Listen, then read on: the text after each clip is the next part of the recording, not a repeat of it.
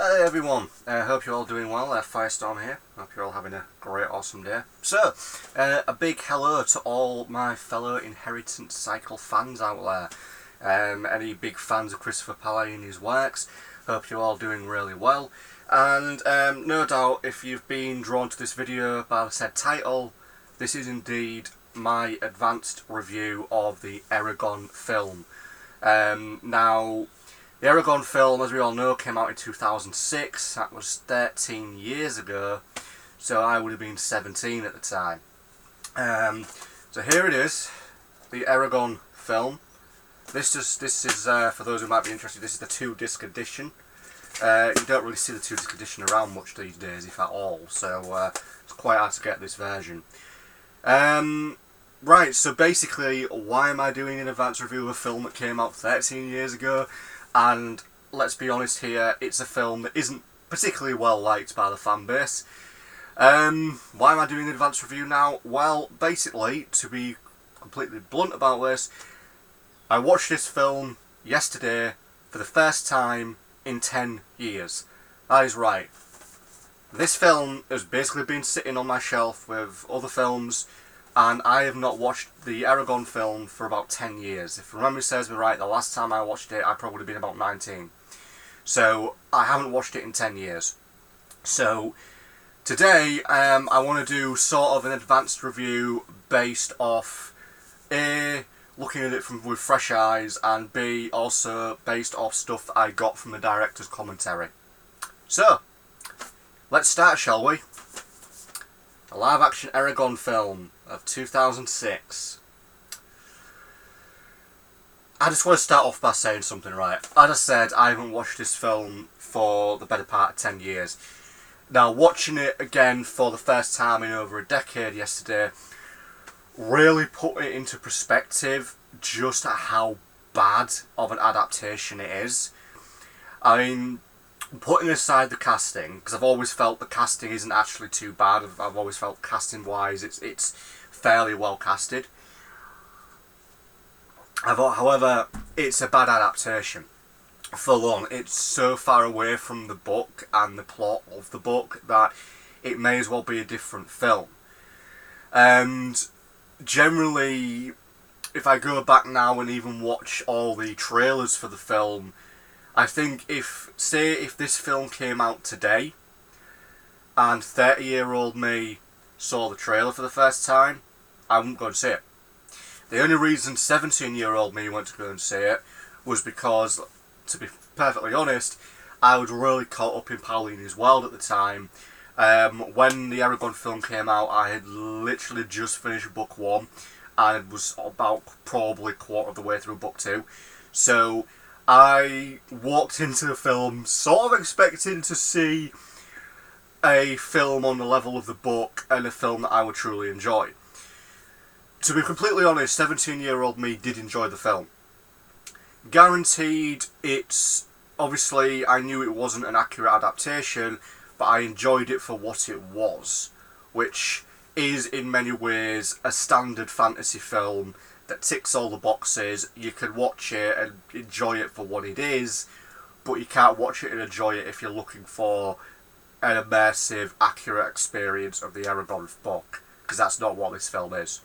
But anyway, enough rambling about that. Let me get on to the list. Now, I have a list which is pretty long, consisting of 21 points that I have gained from rewatching the film and from listening to the director's commentary. So, let's just begin, and we're going to discuss these points. By the way, we might be here for a while, so, you know, just warning you, it's going to be a long video. So, let's begin with the very first thing. Now, as we all know, the Eragon film more or less opens up quite similar to how the book does, with Arya basically moving through the forest and she's ambushed by Durza and the Urgles. The interesting point was the director of the film in the commentary states that he was concerned that the audience would find the scene confusing because obviously it also starts out with Eragon going out hunting in the forest, which is never referenced as... Oh no, it is referenced as the Spine, sorry. They do reference it once as being called the Spine. But he goes out hunting, And the director believed that the audience might believe Dozer was hunting Eragon, when in fact he was hunting Arya. So throughout the entire film, by the way, the director often goes on about light mediums and the uses of photography, and I'll give the film credit. I mean, from a cinematic perspective, they did a good job on the props and the overall light cinematography thing, but you know, that all worked out. But the director sort of states at the start of the film he generally believed there might be some confusion with the audience. But that's just director's opinion on the matter. So 2. I really want to throw this out here, because number 2 is something which from a perspective in the film, I think myself and many fans, probably all fans, have never been happy with, and that's the Urgles. Because in the books, the Urgles are like, you know, 6'5", giant, muscular, you know, sort of like humanoid beings in a way. You know, they've got horns and sort of red eyes, and I believe they've got grey skin, if memory serving me right. You know, they're a warlike race. In the film, they're basically just like normal humans. They don't look very different from a normal human. The only real difference is you know, they do have sort of the reddish eyes, and they've got sort of like filey, sharpy teeth, and they've got like what you could call tribal markings on them, but they just basically look like normal humans. And something which the director mentions in regards to this is something I've heard a lot about in regards to the director in question. He states, yeah, you know, when the Urgles come up, he states, I am aware there's a lot of debate with fans over the look of the Urgles. You know, I wanted them to look different. You know, as I said, in this film, they just look like humans, just a bit more sort of tribally. And that's something within the Eragon film that I know is mentioned quite a lot, that the director, for some reason, wanted to sort of do things his own way, which is basically why, you know, the Urgles don't look like Urgles, they look like humans. Why the elves don't look like elves, they look like humans. I mean, Arya does not look like an elf at all. And I will talk about Arya in a moment, but she just doesn't look like an elf, as we all know. She just looks like a human. There's never any mention in the film whatsoever that she's even an elf. And then, you know, we'll get onto the dwarves as well in a bit. I don't want to, you know, go into that yet. But, you know, so moving on. Right, the next thing I feel... The point is here, the way they did with Arya in the film is, as we all know, it's heavily implied in the film that Arya knows the moment the Eragon sort of gets the egg. She somehow knows that Eragon has the egg. Obviously, in the film, Arya has no idea that the egg arrived, that Eragon found the egg. You know, she sent it off, as we all know later on, was hoping that it would get to Bronn. Obviously, it doesn't. It ends up in the forest. But we do know that the Eldari were responsible for that they basically nudged the egg basically, and had it appear near Eragon because they felt like Eragon had the potential to be Saphira's rider. So that's why the egg appeared before Eragon. However, the director stated that in the film they basically wanted to know that Arya knew Eragon received the egg and knew when it hatched, because they were going with the concept she had some sort of link with Eragon. I mean, it is explained in the second book that the reason Eragon had sort of dreams about her when she was in captivity was largely due to her connection with Saphira's egg, and sort of through that a little bit with Saphira. So it's sort of implied that a part of her very spirit, her soul, if you will, somehow touched the dream world, and because Eragon by that point was obviously bonded with Saphira, a bit of him felt familiar, so she was able to sort of link with him in a certain way. That's sort of how it's explained in the second book. In regards to the book itself, I kind of get the impression the director either has never read the book or knows very little of the book. There are references to the first screenplay, like the very first sort of script that was written.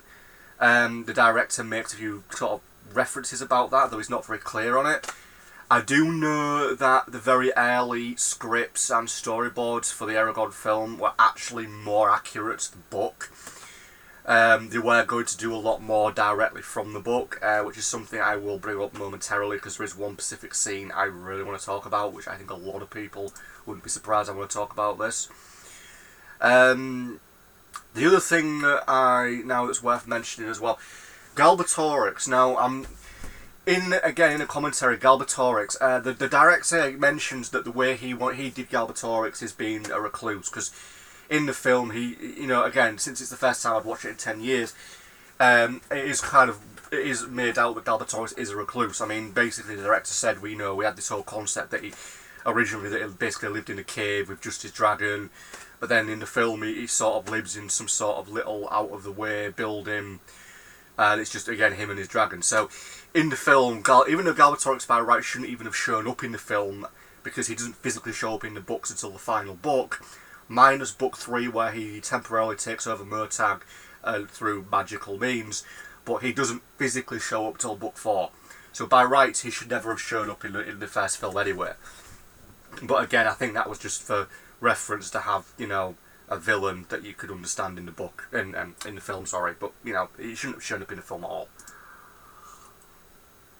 Now the Razak. This is something I felt like needs to be watched out. Now the Razak, as we know in the books, are in service of Galbatorix. They are dispatched. They're basically like the inheritance version of the Palpatine's Inquisitors. They hunt, whereas the Inquisitors hunted the Jedi. The Razak effectively, a lot of the time, would have no doubt gone looking for dragon riders who might have survived the purge when Galbatorix was taken over. Now in the film, the Razak are basically summoned by Durza. And one thing that I'd forgotten about was how the summon. You see, when I first saw this film, and until re-watching it yesterday for the first time in many years, I actually always assumed that Durza summoned them, and and when he talks to them, he's talking to them directly, like he's there. However, it actually turns out when he summons the Razak, they are bursting forth from a forest floor somewhere. You don't quite know where the forest is, but they burst forth from a forest, and then told to go and kill Eragon. Obviously, in the books, the Razak are summoned by magic, unlike in the film, and also they're not really after to kill Eragon; they're just there to capture him. Because obviously, Durza's got his own plans for Eragon. The other thing that I feel like sort of mentioning is how in the film it's heavily implied that Eragon knows nothing about the Dragon Riders. And again, in the book, the Dragon Riders are well known by almost everybody.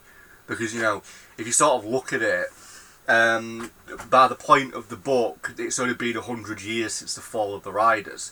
So, anybody that's like the age of, say, 80 is going to at least know who the Riders are, and everybody knows who the Riders are because they're a huge piece of the history of Alagasia, and it's not like it's kept a secret that the King's a Rider, or that how he effectively took power. I mean, everything about the Riders is a known thing. It's not a secret. Yet in the film, it's heavily implied that Eragon doesn't really know about the Dragon Riders until he gets told, the story by Brom in the village, and then the whole him having a conversation with Brom about Dragon Riders is cut down to Eragon sort of sneaking into Brom's house and then asking questions, and Brom just kicks him out. So, it's heavily implied that the Riders aren't that well known about, which again, they're interwoven into Alagasia, so they should have been more mentioned in the film, really. So the next thing that's worth talking about is number 10, the 10th point on my list. If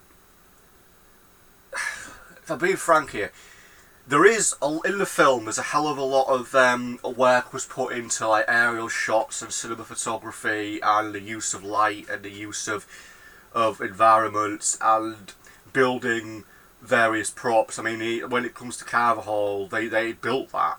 They built the actual sort of village, they built Eragon's farm, they built all that, which is fine. But one thing I feel like mentioning here is, if you put so much time and attention into like the details of the surrounding of like the props and things, which again is perfectly fine, that's what you should be doing, where was all the extreme effort and dedication to the plot? Why was there never any attempt to make the film as accurate as they could. Now, I think it's safe to say that one of the reasons was budget. Is I don't quite recall what budget the film had. I think it had, I think maybe 100 million, something like that. It didn't have a particularly large budget. I'm actually going to look that up, people, because I can't quite recall what the budget was now. But obviously, the bigger your budget, the more you can do. Let's just have a look. Just out of curiosity, what was the budget? Because I literally can't remember. Right, so just for reference, yeah, the film had a budget of 100 million and made just shy of 250 million. So it did actually make its money back and then some. But there was never going to be a sequel, people, as much as we wanted one. If the film, I don't think the sequels would have done well. But yeah, a hell of a lot of time and effort was put into the props and the surrounding areas and shots, which is fine, but I wish more effort had been put into the plot of the film as well. Next, right, this point I really want to go into here. Let's be honest, if there's one thing about the film that I think is the biggest annoyance, that feels rather lazily and generally just doesn't really make any sense, is Saphira's magical lightning. You know, the fact that, you know, there's that scene where she's still, you know, a young hatchling dragon, she flies off, then there's like a magical storm, she gets hit by lightning and boom, she's a fully grown dragon. Now, just want to talk about that scene in brief before I mention what the director said about this scene. Now, something I never noticed or really noticed when I first watched the film, and I only noticed it when rewatching it. When Saphira lands and is now an adult, she actually acts surprised. I didn't notice this until, like I said, until I rewatched it yesterday. But everything about her character the moment she lands suggests that she's surprised and doesn't fully understand what's just happened. She sort of starts suspecting herself, you know, she's like looking at her wings and she's sort of looking along herself, and there's a lot of like confusion almost in the character, just stating she doesn't actually understand how the hell she's just become a full adult. You think that'd be very confusing to go from a few weeks old to full adult all of a sudden. You think that'd be pretty confusing. And then obviously after that, it's all of a sudden, you don't do the... See, another thing that got me about this was that Eragon never names her. Which in the books is sort of implied it's an important part for a rider to name their dragon. It's like almost as if they are fully bonding with the dragon. And, you know, she gets hit by lightning, becomes fully grown, and then, you know, she's like, Bron was right, Eragon, you know, the time of the riders is coming back. He's like, you can hear my thoughts. He responds, yes, and now you can hear mine. What is it? My name is Saphira. I've been waiting 1,000 years to hear your thoughts. Something along those lines. I mean, in the book, she's only been in the egg for about 100 years, and as I said, she doesn't just become magically grown in the book and tell Eragon her name. Hell, she even technically has a factious female from Eragon for quite a while, until he susses it out. But anyway, putting that to one side, so what I want to mention here is what is basically said by the writer. So, it's stated the reason they decided to do the whole magical lightning stuff was because the fact since they were being effectively looked for by the bad guys, they didn't want Saphira to grow naturally while on the run, because the director and people thought that wouldn't really work. Despite the fact that in the books, Saphira she's probably still growing now in the books. You know, if you go by the Fort, the Witch and the Worm, she's probably still growing. You know, dragons apparently never stop growing. But it's basically, you know, she's still a growing dragon in book 1, book 2, book 3, book 4. You know, and when they basically leave and, you know, they're looking for the Razak, she's still growing. Whereas in the book they decided, you know what? I mean, in the film they decided, let's just make her big and grown up, and that way it's going to be easier. I just, you know, again, it's probably because of budget. They just didn't have the budget to make her grow naturally. It's one of the things that annoys me about the film, though. They should have just had her grow naturally, you know, and then, because just throwing it in there, since we're on the subject of Saphira in the film. Now, Saphira is probably the most important character in the books. I mean, without Saphira, there is no story. Now, in the film's about 1 hour and 45 minutes, so it's just shy of 2 hours. roughly she only has an entirety of 15 minutes of screen time. So Saphira, the dragon that effectively is the most featured dragon in the story, is more or less perhaps is the primary dragon character in the story, is the dragon that is responsible for Eragon becoming a rider and so forth. In the film, has only 15 minutes of screen time, and I've often looked at the film and realised you could cut Saphira out of the film completely, and the film would more or less be the same. You would literally not lose a lot, because realistically, most of the film is Eragon riding around on horseback. You know, Saphira really doesn't show up that much. I mean, her entire character is just, you know, she's extremely important to the plot. She is the plot. Without her, there is no story. And you know, in the film, she just feels like she's a very secondary, minor character. Again, I understand budget and all, but you know, they could have done more. I mean, hell, you could easily have just had Saphira keep in contact with Eragon. You know, have them communicating telepathically. I mean, they do that a lot in the books. I mean, it would make more sense to have that done. That way, at least you know she's there. You know, on the grounds of Saphira's design, I've always felt like her design isn't too bad. I mean, it's fairly close to the book. The only two things I feel need to be changed is, one, the wings, because for some reason her wings in the film have feathers on them, which to me makes no sense. She doesn't have feathers at all. She doesn't have feathery wings in the book. And the only other thing I feel like needs to be changed for Saphira's character in the film is to basically make her more vibrant.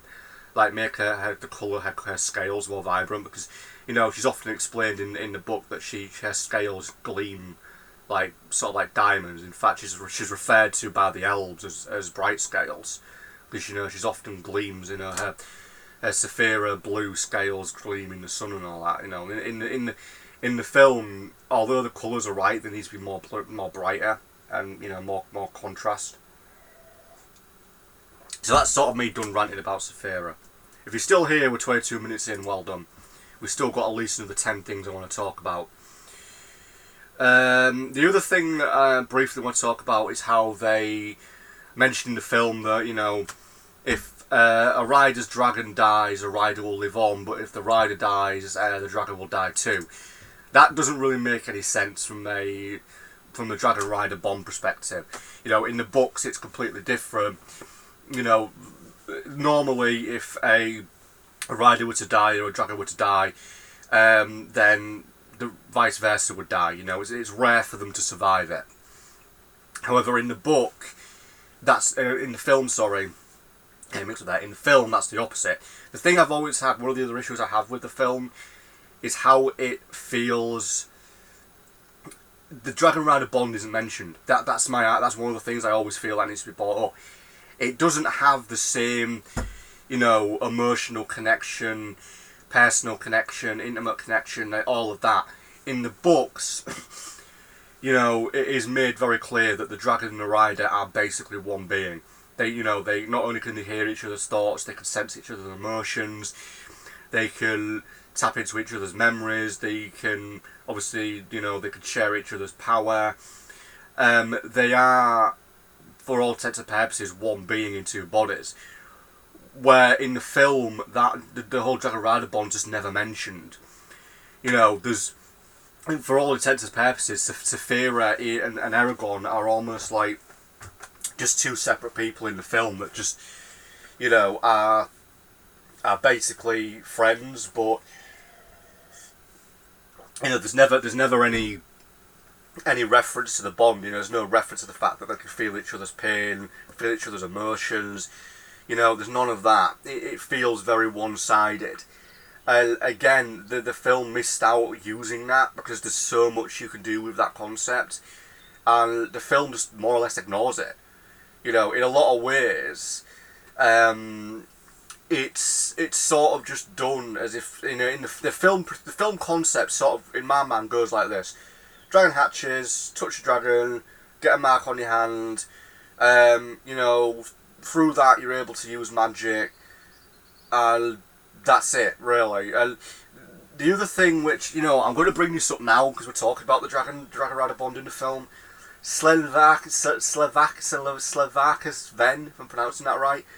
For some reason in the film they create an entire original spell, which allows Eragon to basically see with Saphira's eyes. You see, that makes no sense, because in the book, again, he can see through her eyes as she can see through his, but that's, again, all to do with the bond. Like, the stronger the bond, you know, the more they can see. Like, one of the things it's often stated is that in combat, if they're like fighting a huge battle, it's basically described that the bond strengthens hugely, and it gets to the point where I believe in the Battle of the Burning Plains there's a point where Eragon he's unable to sort of define himself from Saphira, and you know, he's unable to tell, you know, if the flames are coming from him or if they're coming from Saphira, you know, because the connection is so strong in that battle that it's like he is, but it's like they're one being. And Eragon is seeing constantly through Saphira's eyes and feeling her strength and feeling her, and same with her, and it's like they're both connected that strongly in that battle and other battles that really shows off the bond of the Rider Bond. Whereas again in the film it's non-existent. There isn't really a Dragon Rider Bond. It just sort of feels like the Dragon and the Rider are just sort of friends, you know. But anyway, moving on. Good God, 26 minutes. Wow, moving on. So, the other thing I want to mention, Eragon's training. Obviously, his training in throughout the books isn't sort of never ending. Especially in the first two books, it's very key. But in the film, his entire training, from his swordsmanship to the magic, is broken down into literally 2 scenes. He basically has a brief, maybe less than 2-minute scene where he spars with Brom with wooden sticks. And then you have the magic, which again is broken down into more or less just sort of one brief scene where he's just told a few random words. Again, magic in the books is extremely important, and it has its own rules and its own system. All of that is thrown out in the film. And realistically, you only ever see Eragon use magic about 4 times in the film. And there is one thing as well that I always question because it makes no sense. Like, obviously when Eragon first uses magic, it knocks him out, you know, it exhausts him, which happens in the book. But then in the film, when he uses it a second time, it doesn't seem to exhaust him, he's fine. Then he uses it a third time against Durza once, and it kind of exhausts him. But it doesn't use him the second time he used it against the Razak. You know, and then he uses it again to try and heal Brom, but doesn't exhaust him. And then when he uses it to heal Saphira near the end of the film, he sort of passes out from it. It's very much just thrown in. The magic's just sort of, again, a small, unimportant part of the film when it should be much bigger and more important. Wow, so, gotta move on now. Moving on. Right, so we've discussed the magic. I should sort of point out as well briefly, why is it when Eragon uses Slevakis Ven and has Saphira's vision, why does it look like Predator vision? That I want to sort of, I'm asking. Let's see, what have I got next?